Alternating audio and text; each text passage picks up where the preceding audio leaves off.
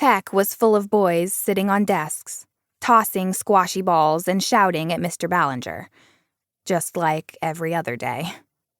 I slid into my seat near the back, feeling a little self-conscious because Priya wasn't with me. There were only 6 girls in our class, and no assigned seats. Without talking about it, we'd all paired up and scattered ourselves around the room. Sitting alone was no good, but banding all together wasn't that great either, since Mr. Ballinger got sarcastic whenever there were too many girls in one place. Once, Sophia had asked for help, and Priya and I had both gone over. After about 5 minutes, Mr. Ballinger had shouted, "Enough with the coffee clatch, ladies!" even though the boys were always together and never quiet. While my computer started up, I opened my notebook. I liked to play with code using paper and pencil because I could think through what would happen without screwing up my program. A week ago, Mr. Ballinger had given us a coding problem where we had to find a way to put 8 queens on a chessboard without any of them being in check from the others. The easiest answer was to write code that checked all the ways 8 queens could be arranged, which was a big job.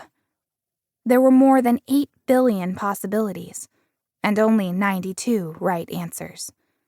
But finding a needle in a haystack was totally possible, if you had a machine that could look at each and every piece of hay.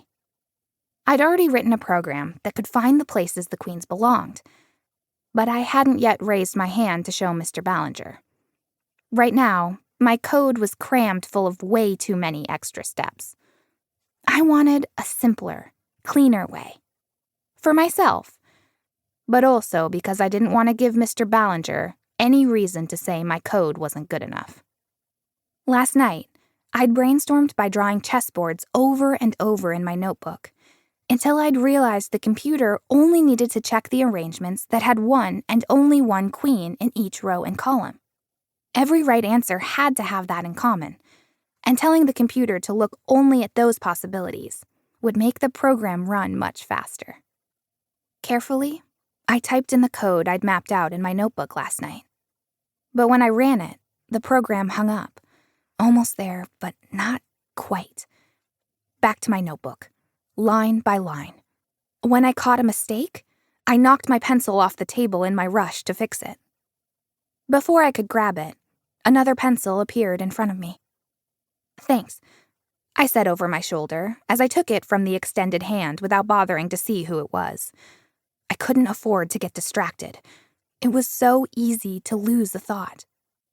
I fixed the code in my notebook and looked for mistakes one more time, but just as I was getting ready to key in my correction, a shout erupted from the front of the room. Tyler was dancing behind his seat. "I did it! I did it!"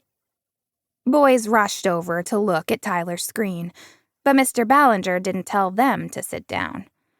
Instead, he joined them, and after a moment clapped Tyler on the shoulder. "I knew you'd get it first." "It's what I do."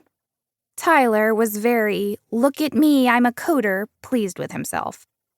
He was always scrawling symbols from programming languages on his arm in Sharpie, and every single day, he wore a plain blue t-shirt because he said he didn't want to waste brain cells deciding what to wear. Mr. Ballinger thought this was cool, but I'd like to think that when I grew up, I'd be able to code and also be able to pick out a different outfit every day. Seemed like an achievable goal. Mr. Ballinger called Tyler to the front of the room and projected his solution up on the screen. When I saw it, I shook my head. Tyler's code might find the right answers, but it was so clunky. Mr. Ballinger didn't seem to care about all Tyler's extra steps, though. He tossed Tyler the candy bar offered as a prize. "Nice work, boy genius."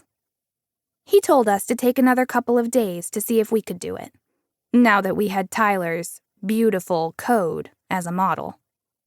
I managed to keep my eye roll entirely mental.